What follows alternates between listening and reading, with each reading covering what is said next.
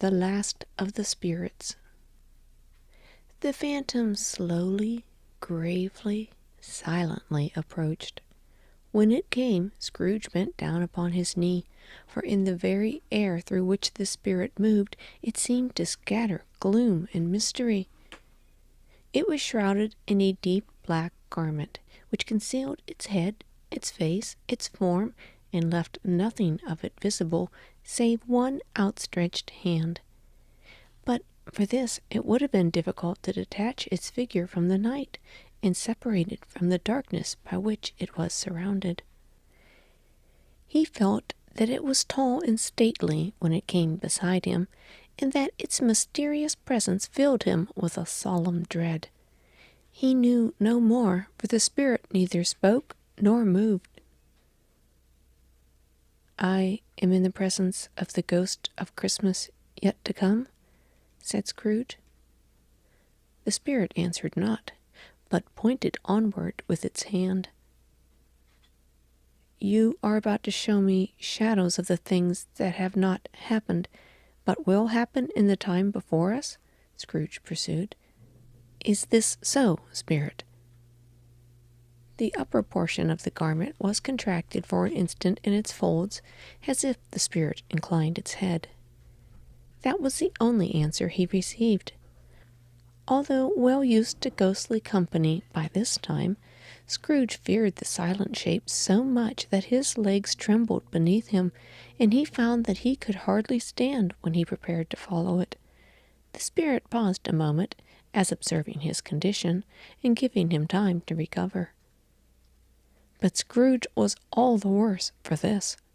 It thrilled him with a vague, uncertain horror to know that behind that dusky shroud there were ghostly eyes fixed intently upon him, while he, though he stretched his own to the utmost, could see nothing but a spectral hand in one great heap of black.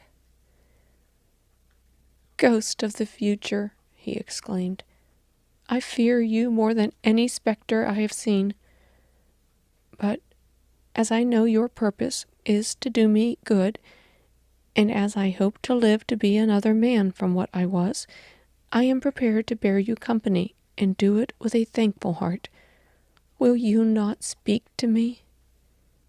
It gave him no reply. The hand was pointed straight before them. "Lead on," said Scrooge. "Lead on. The night is waning fast, and it is precious time to me, I know. Lead on, spirit." The phantom moved away as it had come towards him. Scrooge followed in the shadow of its dress, which bore him up, he thought, and carried him along. They scarcely seemed to enter the city, for the city rather seemed to spring up about them and encompass them of its own accord. But there they were, in the heart of it, on 'change, amongst the merchants, who hurried up and down and chinked the money in their pockets, and conversed in groups, and looked at their watches, and trifled thoughtfully with their great gold seals, and so forth, as Scrooge had seen them often. The spirit stopped beside one little knot of businessmen. Observing that the hand was pointed to them, Scrooge advanced to listen to their talk. "No," said a great fat man with a monstrous chin. "I don't know much about it either way. I only know he's dead." "When did he die?" inquired another. "Last night, I believe." "Why, what was the matter with him?" asked a third, taking a vast quantity of snuff out of a very large snuff-box. "I thought he'd never die." "God only knows," said the first with a yawn. "What has he done with his money?"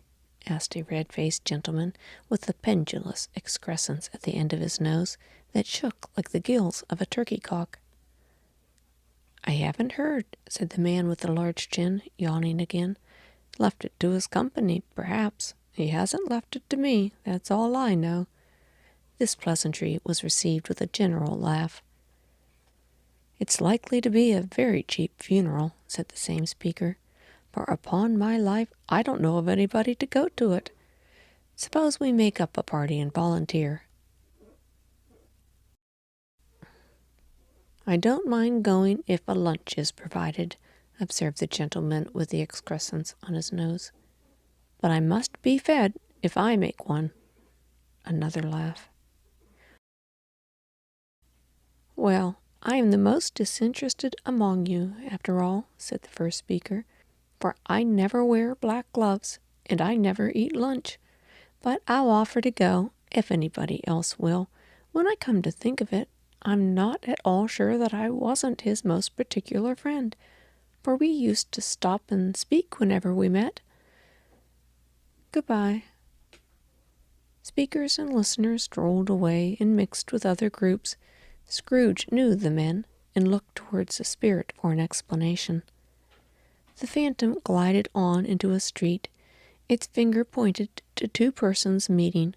Scrooge listened again, thinking that the explanation might lie here. He knew these men also perfectly. They were men of business, very wealthy and of great importance.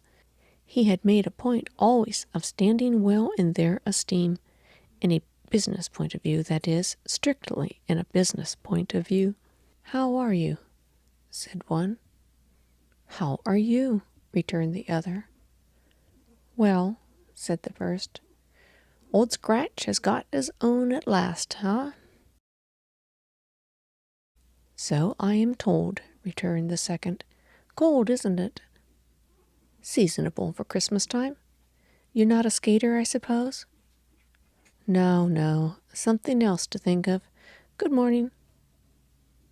Not another word. That was their meeting, their conversation, and their parting. Scrooge was at first inclined to be surprised that the spirit should attach importance to conversations apparently so trivial, but feeling assured that they must have some hidden purpose, he set himself to consider what it was likely to be. They could scarcely be supposed to have any bearing on the death of Jacob, his old partner, for that was past, and this ghost province was the future. Nor could he think of any one immediately connected with himself, to whom he could apply them.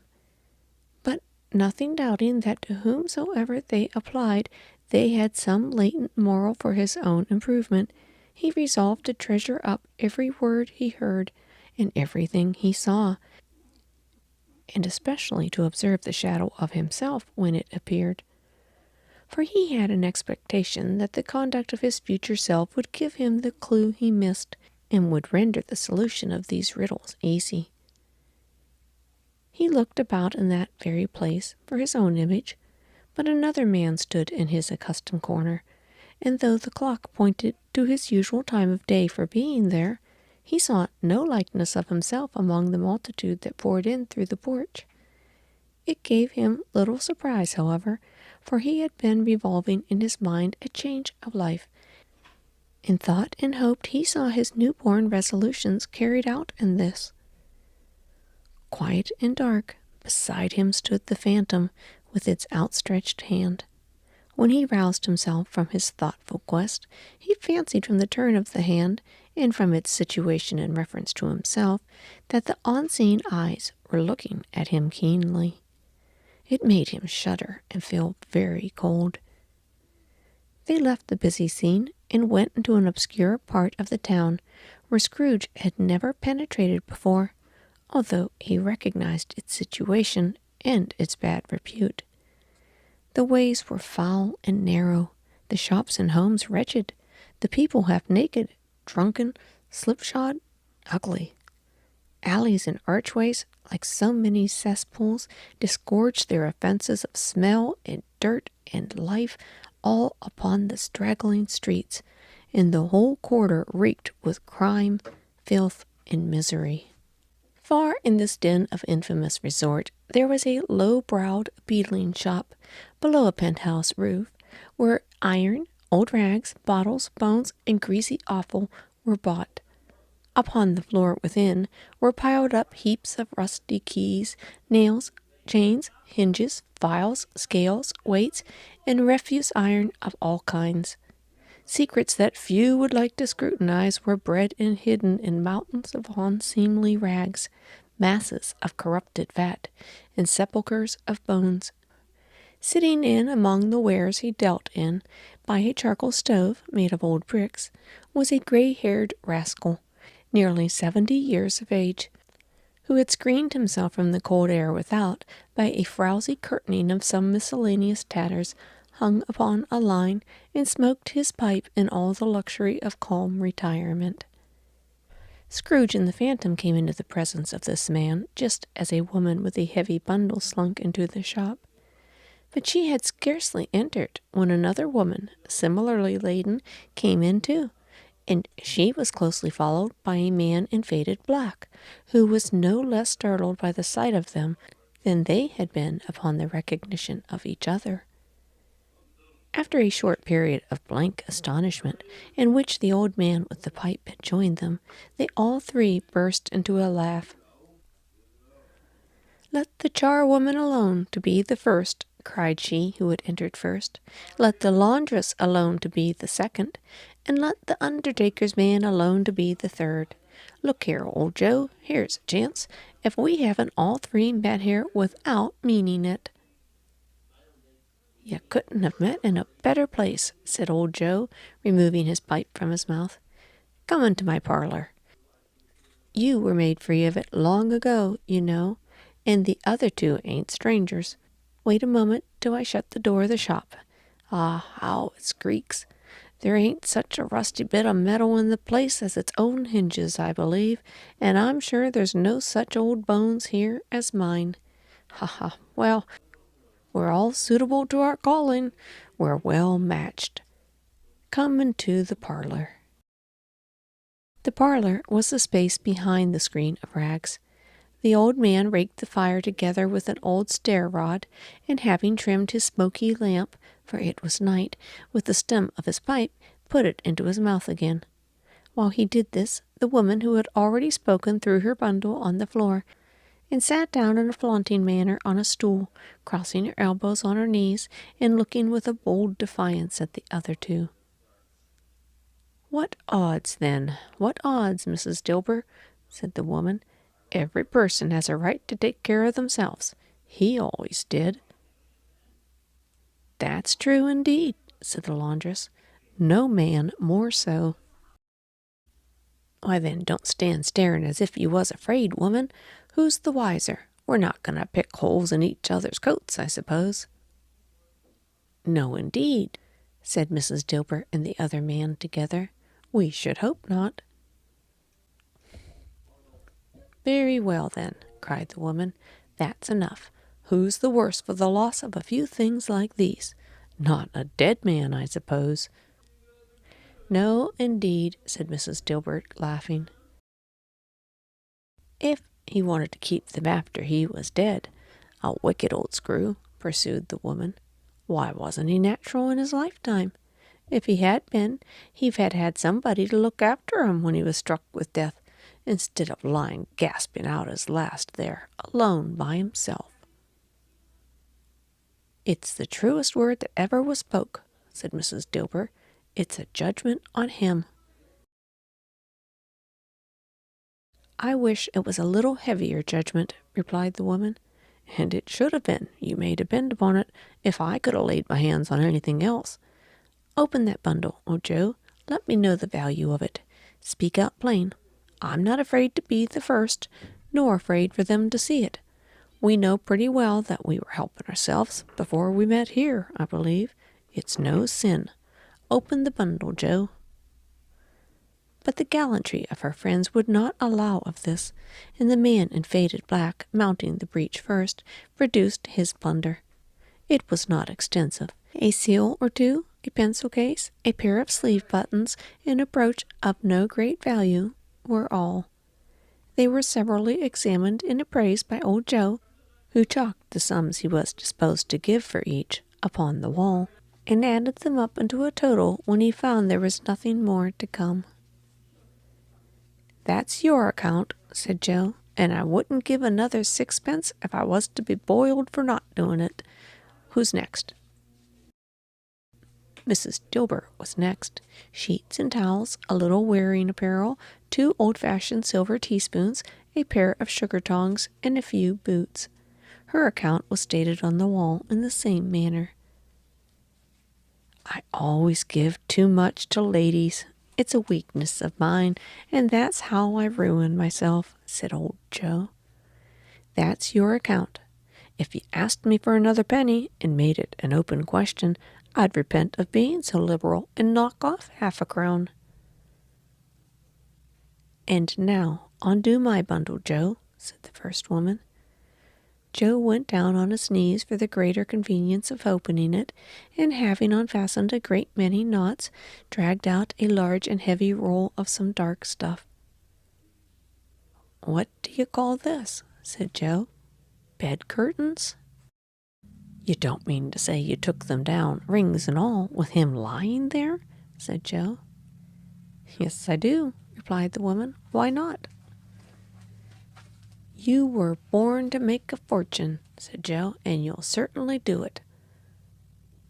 I certainly shan't hold my hand when I can get anything in it by reaching out for the sake of such a man as he was. I can promise you that, Joe, returned the woman coolly. Don't drop the oil upon the blankets now. His blankets? Asked Joe. Whose else's, do you think? Replied the woman. He isn't likely to take cold without them, I should dare say. I hope he didn't die of anything catching, did he? Said old Joe, stopping in his work and looking up. Don't be afraid of that, returned the woman. I ain't so fond of his company that I'd loiter about him for such things if he did. Ah, you may look through that shirt till your eyes ache, but you won't find a hole in it, nor a threadbare place. It's the best he had, and a fine one, too. They'd have wasted it if it hadn't been for me. What do you call wasting it? Asked old Joe. Putting it on him to be buried in, to be sure, replied the woman with a laugh. Somebody was fool enough to do it, but I took it off again. If calico ain't good enough for such a purpose, it isn't good enough for anything. It's quite as becoming to the body. He can't look uglier than he did in that one. Scrooge listened to this dialogue in horror. As they sat grouped about their spoil, in the scanty light afforded by the old man's lamp, he viewed them with disgust, which hardly could have been greater, though they had been obscene demons, marketing the corpse itself. Ha ha, laughed the same woman, when old Joe, producing a flannel bag with money in it, told out their several gains upon the ground. This is the end of it, you see. He frightened everyone away from him when he was alive, to profit us when he was dead. Spirit, said Scrooge, shuddering from head to foot, I see. The case of this unhappy man might be my own. My life tends that way now. Merciful heaven, what is this? He recoiled in terror, for the scene had changed, and now he almost touched a bed, a bare, uncurtained bed, on which, beneath a ragged sheet, there lay a something covered up, which, though it was dumb, announced itself in awful language.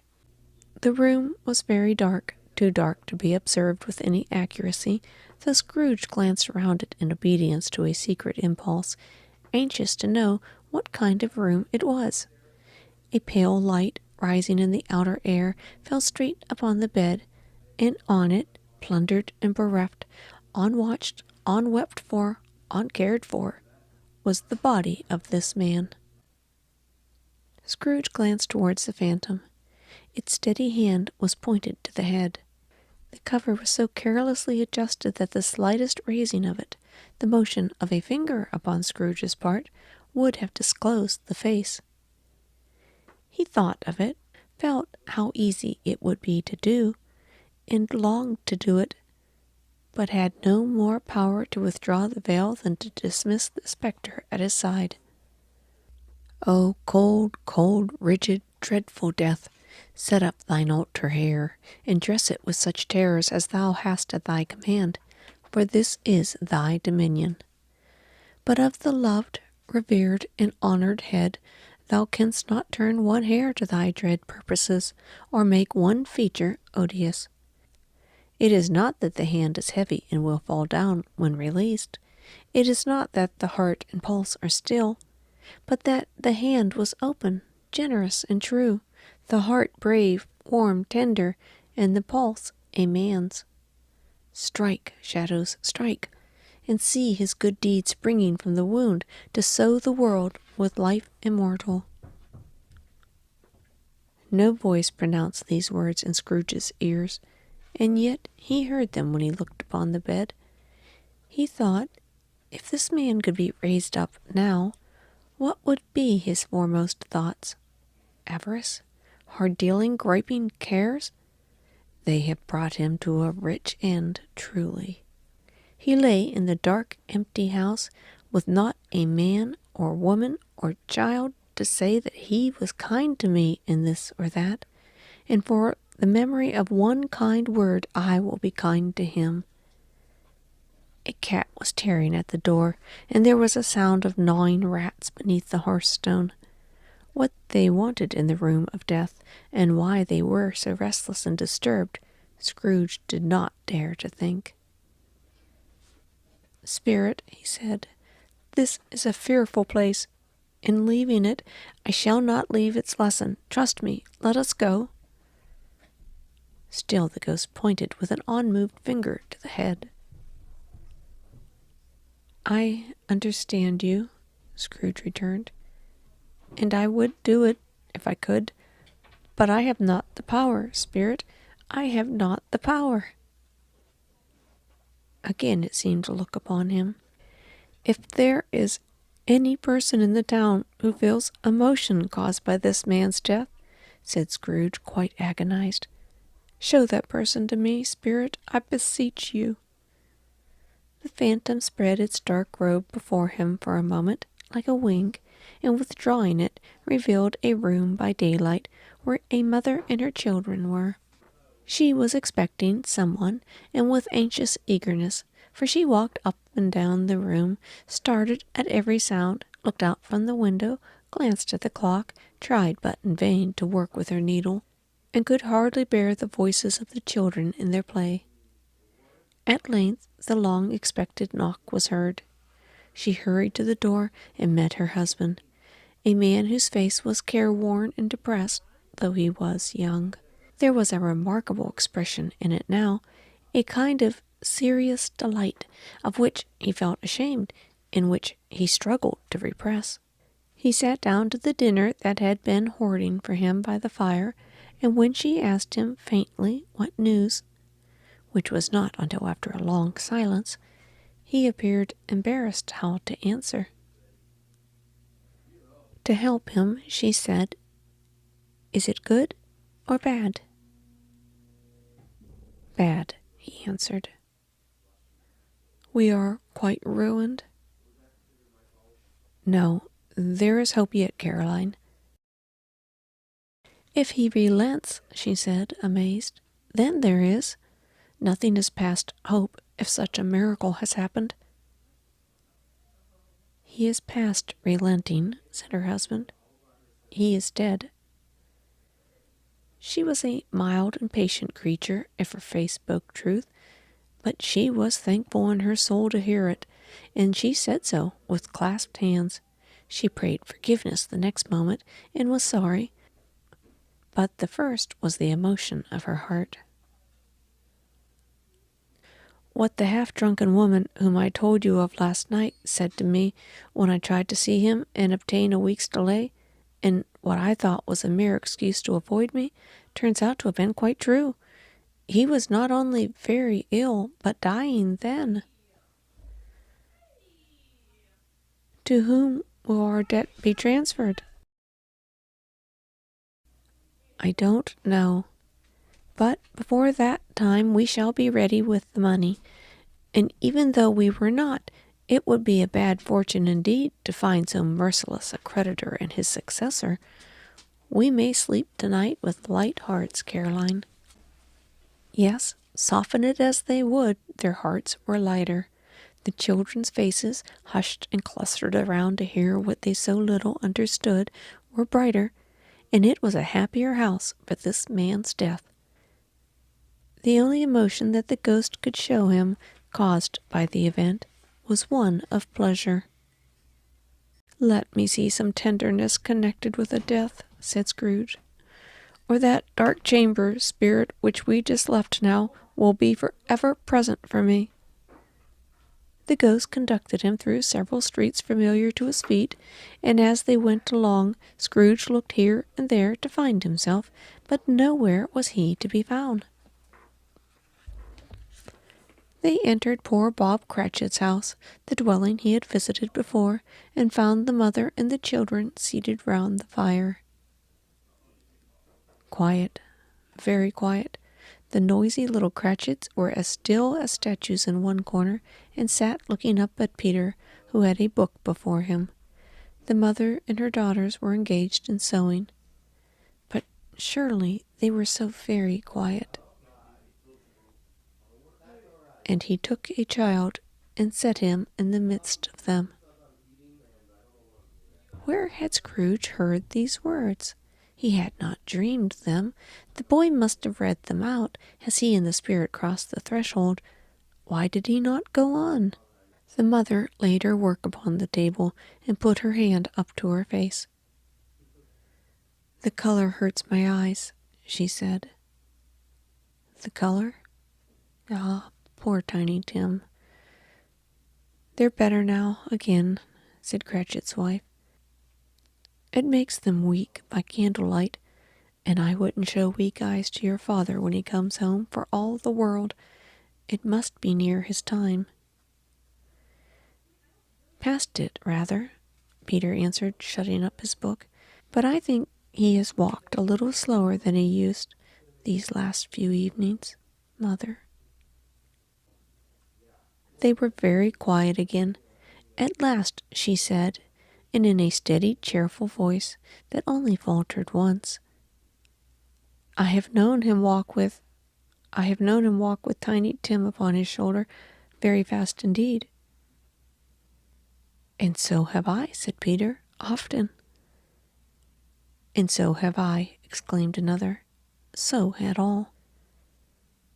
"But he was very light to carry," she resumed, intent upon her work, "and his father loved him so that it was no trouble, no trouble. And there is your father at the door." She hurried out to meet him, and little Bob and his comforter, he had need of it, poor fellow, came in. His tea was ready for him on the hob, and they all tried who should help him to it most. Then the two young Cratchits got upon his knees, and laid each child a cheek against his face, as if they said, "Don't mind it, father, don't be grieved." Bob was very cheerful with them, and spoke pleasantly to all the family. He looked at the work upon the table, and praised the industry and speed of Mrs. Cratchit and the girls. They would be done long before Sunday, he said. "Sunday? You went today, then, Robert?" said his wife. "Yes, my dear," returned Bob. "I wish you could have gone. It would have done you good to see how green a place it is, but you'll see it often. I promised him that I would walk there on a Sunday." "My little child," cried Bob. "My little child." He broke down all at once. He couldn't help it. If he could have helped it, he and his child would have been farther apart, perhaps, than they were. He left the room, and went upstairs into the room above, which was lighted cheerfully and hung with Christmas. There was a chair set close beside the child, and there were signs of someone having been there lately. Poor Bob sat down, and when he thought a little and composed himself, he kissed the little face. He was reconciled to what had happened, and went down again quite happy. They drew about the fire and talked, the girls and mother working still. Bob told them of the extraordinary kindness of Mr. Scrooge's nephew, whom he had scarcely seen but once, and who, meeting him in the street that day, and seeing that he looked just a little down, you know, said Bob, inquired what had happened to distress him. On which, said Bob, for He is the pleasantest spoken gentleman you've ever heard. I told him. I am heartily sorry for it, Mr. Cratchit, he said, and heartily sorry for your good wife. By the by, how he ever knew that, I don't know. Knew what, my dear? Why, that you were a good wife, replied Bob. Everybody knows that, said Peter. Very well observed, my boy, cried Bob. I hope they do. Heartily sorry, he said, for your good wife. If I can be of service to you in any way, he said, giving me his card, that's where I live.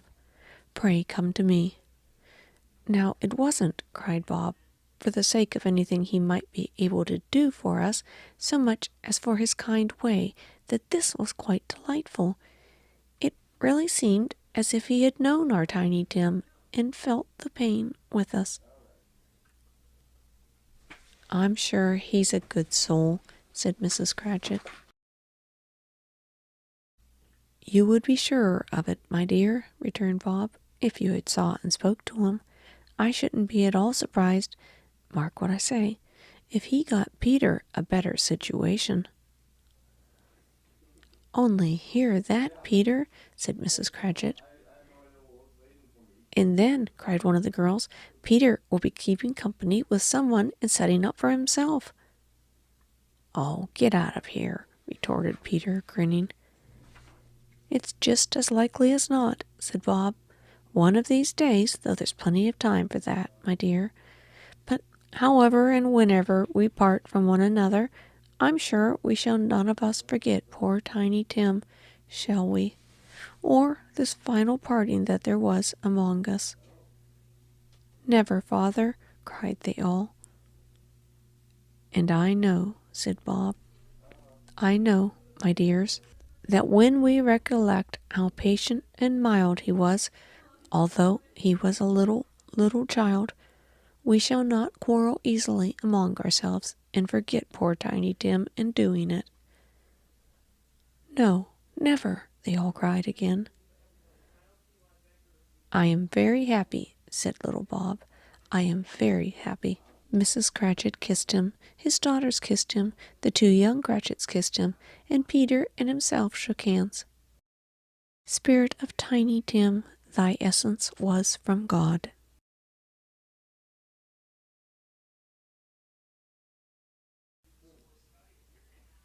Spectre, said Scrooge, something informs me that our parting moment is at hand. I know it, but I know not how. Tell me, what man was that whom we saw lying dead? The ghost of Christmas yet to come conveyed him, as before, though at a different time, he thought. Indeed, there seemed to be no order in these latter visions, save that they were in the future, into the resorts of business men, but showed him not himself. Indeed, the spirit did not stay for anything, but went straight on, as to the end just now desired, until besought by Scrooge to tarry for a moment.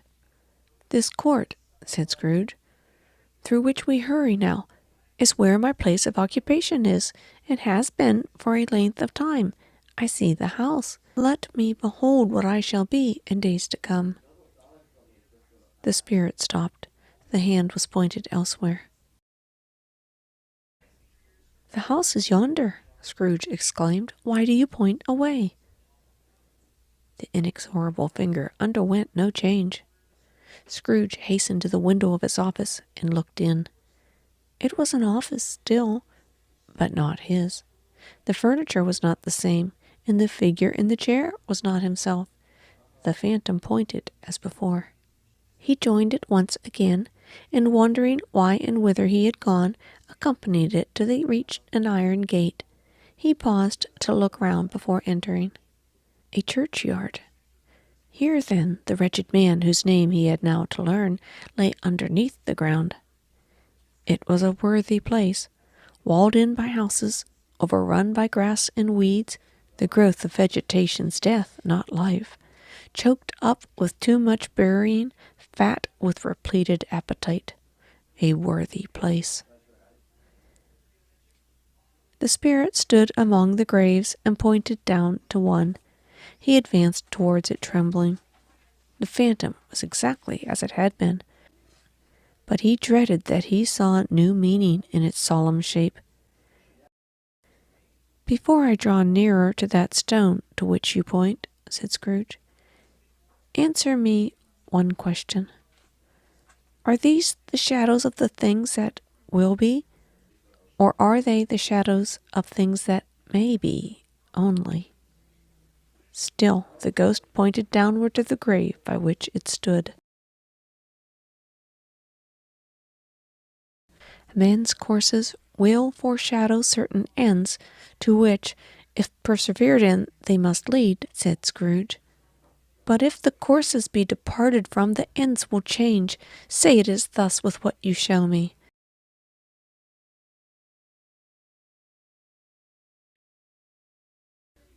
The spirit was as immovable as ever. Scrooge crept towards it, trembling as he went, and following the finger, read upon the stone of the neglected grave his own name, Ebenezer Scrooge. "Am I the man who lay upon the bed?" he cried, upon his knees. The finger pointed from the grave to him and back again. "No, spirit, no!" The finger was still there. "Spirit," he cried, tight clutching at its robe, "hear me. I am not the man I was. I will not be the man I must have been but for this intervention. Why show me this, if I am past all hope?" For the first time the hand appeared to shake. "Good spirit," he pursued, as down upon the ground he fell before it, "your nature intercedes for me and pities me. Assure me that I may yet change these shadows which you have shown me by an altered life." The kind hand trembled. "I will honor Christmas in my heart and try to keep it all the year. I will live in the past, the present, and the future. The spirits of all three shall strive within me. I will not shut out the lessons that they teach. Oh, tell me, I may sponge away the writing on the stone." In his agony he caught the spectral hand. It sought to free itself, but he was strong in his entreaty and detained it. The spirit, stronger yet, repulsed him. Holding up his hands in a last prayer to have his fate reversed, he saw an alteration in the phantom's hood and dress. It shrunk, collapsed, and dwindled down into a bedpost.